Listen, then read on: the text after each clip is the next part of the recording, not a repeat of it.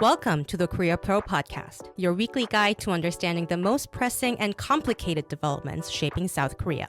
We're your hosts, Jeongmin Kim, John Lei, and Joon Ha Park of Korea Pro. Go beyond headlines as we explain not just what happened, but also what really matters and why it matters. If you monitor South Korea for work or just trying to keep up, you're in the right place. This is the Korea Pro Podcast. Hello, listeners, and welcome back to another episode of the Korea Pro Podcast. It is now Wednesday, August 27th, and we're recording a bit earlier than usual this week. And it's still Tuesday in DC, which is just the day after whatever happened between South Korea and the U.S. That was kind of important, right?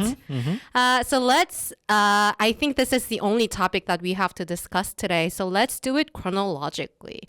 So we were monitoring the U.S.-South Korea summit with curtain raisers and pre-writes and whatnot, but something unexpected happened. So before you went to bed, night before the summit result was supposed to come out. What did you see, John? Well, it's quite nice for you to assume that I was actually going to bed that night anyway. But about 2 hours before the Trump-Lee summit happened, there was this big thing on social media. And Chuna, you're the one who actually clued me into this. Donald Trump wrote a post on Truth Social, something about how South Korea seems to be experiencing "quote unquote" a revolution or a purge, and that and that we, quote unquote, we being Americans, could not do business in South Korea under those kinds of circumstances. Well, I was about to go to bed because I was supposed to be on morning shift to cover all that, but then unfortunately I did see the Truth Social, so I could not really go to bed after that. I wanted to throw my shoe at the wall. Yeah, me too. So this was interesting because throughout the preparation period, the National Security Advisor Ri Sung-nak have been doing multiple briefings about what was about to happen at the summit, and there were a lot of schedule, all planned out, and Lee even did like a in-flight press meeting about what he thinks about strategic flexibility of the USFK, OPCON transfer not being part of the summit, blah, blah, blah, blah, blah. So we thought it was all going to be about security and trade, right? But this post was really out of nowhere, so it blasted urgent and breaking news in South Korea. Right. And the presidential office staffers was doing briefing at the right at that exact moment. So when reporters asked them, presidential office was all like, we'll need to check if it's fake news or not. But then it turns out it wasn't fake news. And then Trump actually doubled down on it afterward because he was signing an executive order in the morning, EST. And reporters asked him, like, what was that post about? And he was saying, I heard there were raids, very vicious raids on churches in South Korea under the new South Korean government. We can't have that. We will not stand that. And he also mentioned this U.S. military base being searched. And Trump said that probably shouldn't have happened. And also he added, I don't know if that's true. So he wasn't citing any sources, but later on when he met Lee at the Oval Office, he said it was per his intel. Let's put a pin on that. But this happened in the morning, right before Lee walked into the White House. So they were all caught off guard. But once Lee actually met Trump, the optics were just all quite friendly. So how did they interact with each other? What did they talk about, John and Joon Ha? Right. So when Lee arrived at the Oval Office, they did all the formality, all the summitry, and then basically Trump spoke first, saying that he was welcoming Lee. It was an honor to be with the South Korean president, and then he congratulated him on his election victory as well. And he was like, I'm 100% with you. Yeah. And the conservatives here would have cried over that probably. Yes, not just the conservatives, but also the far right. And I think that what we saw Lee say really did strike a good note with Trump. So Lee was talking about, or he was basically praising Trump in front of his face, saying that, it was because of him that North Korea, South Korea relations were much better throughout the Moon Jae-in era. However, with his hiatus from government. That was interesting wording choice. Yeah. He said, your brief hiatus from politics. Yes, and those 4 years did not contain much. And actually got worse, he said. It actually got worse with North Korea becoming this sort of nuclear-armed sort of state in that format. And he didn't mention it as a nuclear state. He didn't mention it as state, but he was sort of referring to it as that. But of course, Trump was very much on the boasting format. And he was flattered and he seemed happy. He seemed happy. He said that the Pyeongchang Olympics in 2018 was all successful because of his doing. Which is chronologically wrong, but okay. Yeah, and then we just saw a bunch of questions from both South Korean press journalists and also the foreign press, the White House press in the room. Which was not a separate press conference, but it was during the Oval Office meeting, which was just open to press, right? Yeah. And then we saw a South Korean journalist from, I believe it was Arirang, who asked the question, what do you think makes the alliance great? I think such a sharp question. I think the question was a bit of a missed opportunity. There was a lot of questions that were ringing, especially from this True Social post as well. But we did see a question from a South Korean journalist about the True Social post and what Trump meant. And as you mentioned, Trump did say that it was based on his own intel. And then Lee stepped in and then informed him that it was about a special prosecutor, which Trump stepped in and said... do you mean deranged Jack Smith? Yeah. So he was referring to his own sort of political worries. But of course, I think Lee handled the situation quite well. He was very cordial in explaining to the president and his team that the raid in itself did not happen to a U.S. base. Right, but let's move back to optics a little bit because we covered a lot of the content-related stuff in our analyses. There were like moments like, Trump pulling the chair for Lee like he does for a lot of different foreign leaders.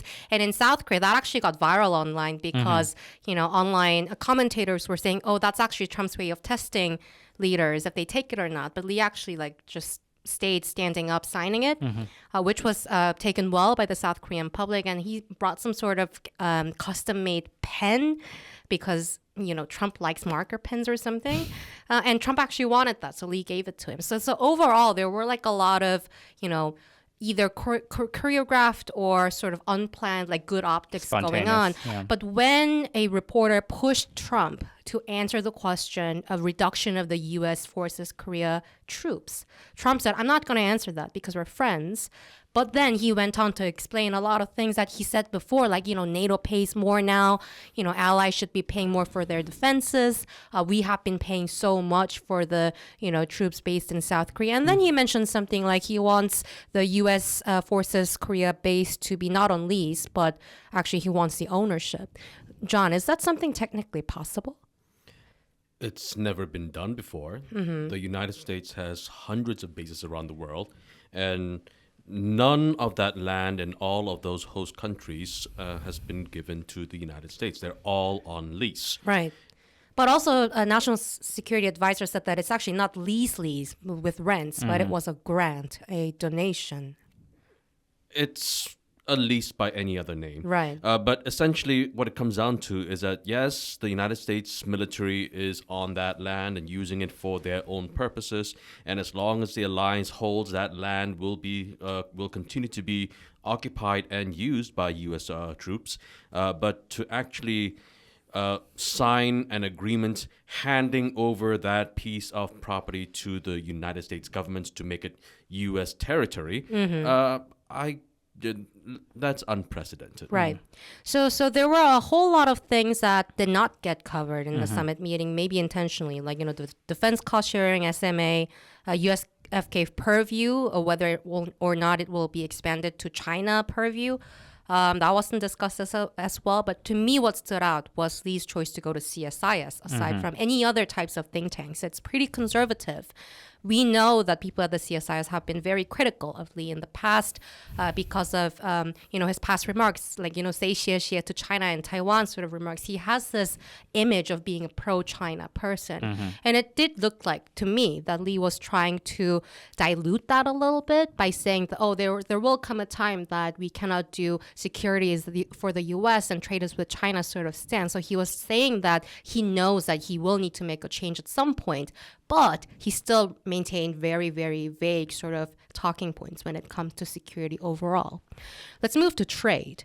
After the summit itself, Lee moved to Philadelphia to visit the shipyard. There were some MOUs that were signed, but also there were some trade and tariff-related discussion during the Oval Office meeting, but not much new revelation that stood out to me. John, correct me if I'm wrong. Even before the whole thing started, as soon as Donald Trump and Lee Jae-myung sat down for this summit, Trump started talking, and of course he preempted any sort of trade talks by saying, I understand that the South Korean government is not entirely happy with the tariffs and that they're here to renegotiate or to ask for more things, but they're not going to get it. They're not going to get that, said Trump. And so Trump immediately just put out his veto card right there. And so while smirking, right? Smirking, of course. He knew, he knows very well that no one is happy with the tariffs. But that's not something that he's going to be willing to budge on. The MAGA base would eat him alive if he did. And so he vetoed it immediately from the get-go. So when we look at the actual meeting where the two leaders talked, it was all very surface level. It was all cordial. It was all, as you said in your analysis, Jeongmin, it was about building rapport. Yeah. There was no constructive things at all. And so when it comes to trade, it wasn't discussed in the Oval Office. It was discussed outside of it, and not by the leaders, but by businesses. We saw this huge delegation of Korean businesses that followed Lee Jae-myung to Washington. Right, the roundtable. The roundtable discussions, and that's when they were all hammering things out. Korean Air decided to buy $50 billion worth of aircraft and engine parts from Boeing and GE, respectively. And we saw other billions of dollars worth of shipbuilding cooperation deals. Samsung and Hyundai were doing their own things as well.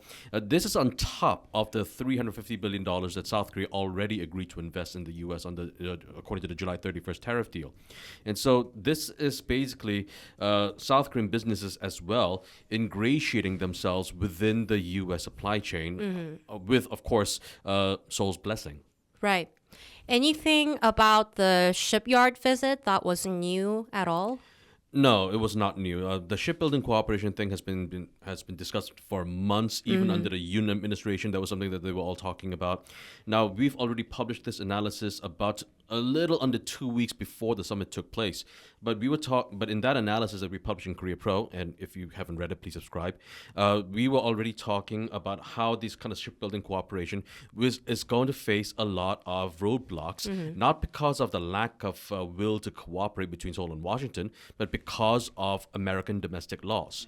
For example, we've talked about this before off the podcast, but the United States has something called the Jones Act. And what this law does is that it really restricts foreign companies' ability to repair ships or to build ships, especially when those ships are being built or repaired for the United States military. Right. And so because of these kinds of domestic laws, they might not be, the shipbuilding cooperation that everyone's talking about might not be as expansive as many people hope, but that doesn't change the fact that this is, about politics and about optics for the time being. And so right now, no one at the top levels of either government is actually talking about these shortcomings. They're just talking about how the future looks all rosy at the moment. I see. So overall, very similar pattern, all occasions during the summit and after, right? But there were 11 memorandum of understanding signed. Yes.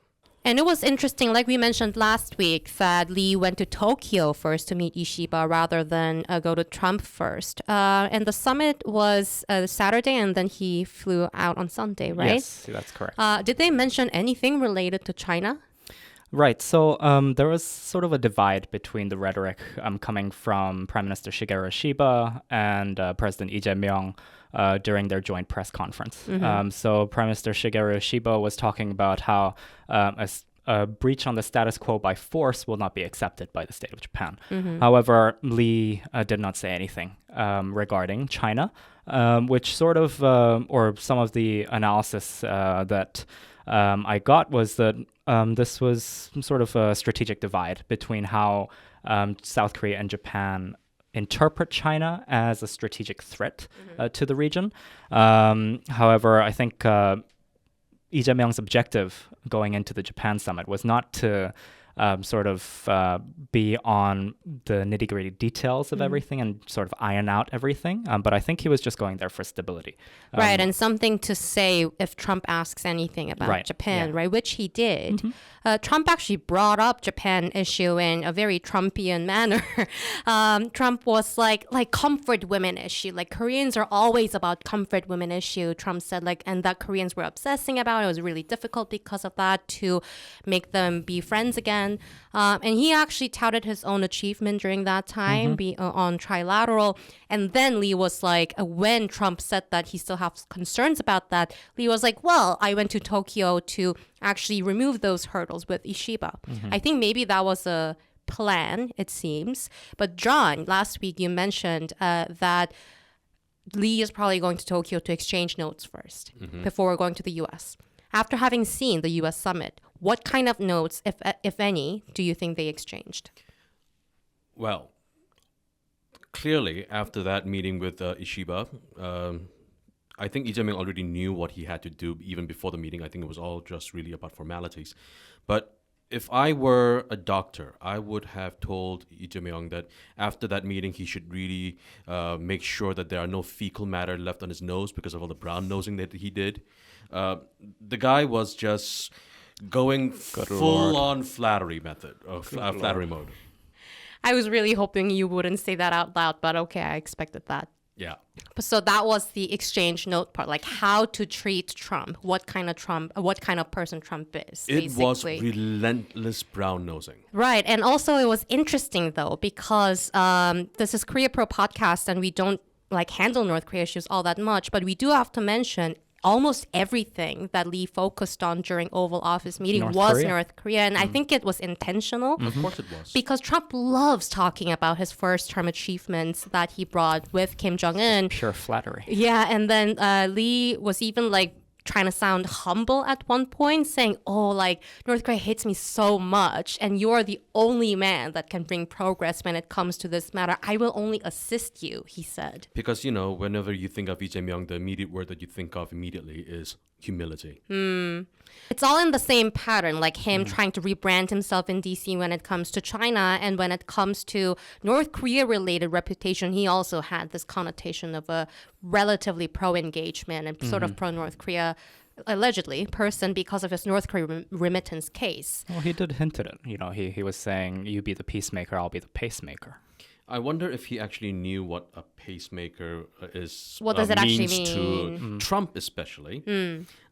But anyway, before we keep on moving on to the next thing, I think we should go back to discussing that social media post that actually started the whole thing. Right. I think we can end on that note as well, because to me, that was the biggest revelation, actually, aside from, the lack of strategic flexibility wording. Like we expected, it's a first meeting.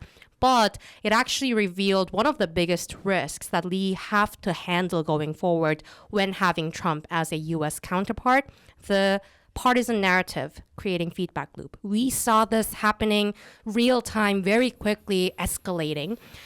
The claims that Trump was citing, the raids against churches and the purges, revolution, these all sound very similar to the warnings that we kept seeing in online communities, far-right communities in South Korea, or YouTubers or pundits or whatnot, and which also goes into English language narrative on Twitter, on Facebook, whatnot, in the MAGA crowd, very anti-China crowd in the US. So we cannot really fully confidently say which church it was or which base it was, although the base, later the prosecutors explain it's the Osan Air Base.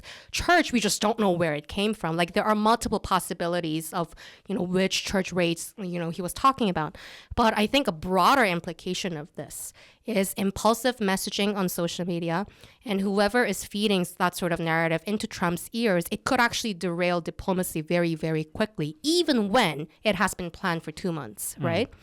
And although we cannot exactly know where the source of this information was, it sounds really similar to what we have been seeing online, like Gordon Chang comments, Morris Tan comments, and the webinar that they hosted, a press conference that they hosted in the DC about backsliding in South Korea, election rigging in South Korea, Lee being communist and pro-China, all that stuff. It's sort of coming together into one bulk of narrative that you can see hints in the Trump Truth Social post. So for Lee, the risk here and what he has to manage is not just nitty-gritty details of the alliance security part of it, but also what kind of narrative that Trump hears about that shapes his impression of what South Korea is. And so he will need to monitor very, very closely what kind of YouTube comments are out there and what kind of online social media posts are out there, which will be a very difficult job. It's going to be a life-sucking job to Right. monitor all that. But it has to be done.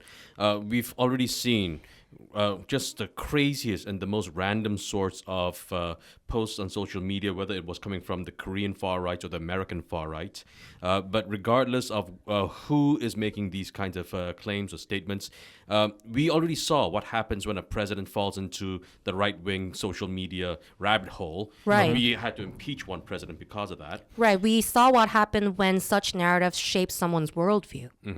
And if that worldview happens to seep into the minds of the sitting president of the United States, that could have far more significant repercussions than just, the South Korean president, Right, or and at least a former South Korean president. And the far more significant implications include, difficulties that it could cause when it comes to South Korea choosing a China policy, USFK policy, because of domestic public opinion about what Lee is doing. Because South Korean people are very impressionable when Trump says something, when a U.S. leader says something about South Korea. So it got really close when Trump posted that online, that the far right or even just conservative, like People Power Party ad hoc leader, they were saying that, oh, look, Trump is immediately suspicious of Lee, like we expected during the presidential campaign. So it all also spilled over into South Korean domestic politics and stability here as well. So this space we will need to watch very, very closely. And that brings us to the end of our discussion today. This was only a one-topic podcast, but there was way too much to discuss, and we couldn't even discuss all of it. So I think this is a good time to wrap it up. Looking to stay informed about South Korea's fast evolving political, business and cultural landscape? Join us on Korea Pro, the go-to resource for in-depth analysis expertly curated by top-tier professionals. And now you can pick the membership level that best suits your needs, thanks to our new subscription packages. Starting at just $199 annually, you can access daily analysis and our weekly podcast. Or try our premium membership package, which offers additional perks such as executive briefings, monthly reports and forecasts, networking receptions and event opportunities, as well as much, much more. To find the best fit for you, just head to signup.koreapro.org and become a member today. Week ahead, obviously we have to keep monitoring what comes out of the U.S. summit related issues because there has not been a joint statement nor a fact sheet. Like I heard there might be a fact sheet, but it's not even out yet. So we have to keep an eye on that. And also Lee is returning Thursday, and after that a lot of South Korean officials, including the policy coordinator at the Blue House, will be doing a lot of briefings. But it's also the start of a new month, so there will be some economic numbers coming out. There's going to be a lot of economic numbers coming out. For example, in the first week of September, we're going to have the new consumer price index coming out. And there's also going to be the current account prints that's also be coming out. There's also the manufacturing purchasing managers index that will be coming out as well. And this is all coming out within the first week, by the way. And also, the 2026 budget bill is going to be due on September 2nd. And so that all of these things are stuff that we're going to have to keep an eye on. And Joon, any domestic political schedules? PPP has a new leader now. Yeah, so the PPP does have a new leader. His name is Chang Dong-hyuk. He's quite pro-Yoon, as he's stated throughout his numerous speeches that he's given at conventions. And also we will see confirmation hearing schedules from the gender minister nominees and the education minister nominee. And all of this information will be sent to your email inboxes by Monday at 2 p.m. So if you'd like to know more, please subscribe. Have a good weekend, everyone. And that's a wrap. Thanks for tuning in. If you want to know more, sign up for our daily executive briefings.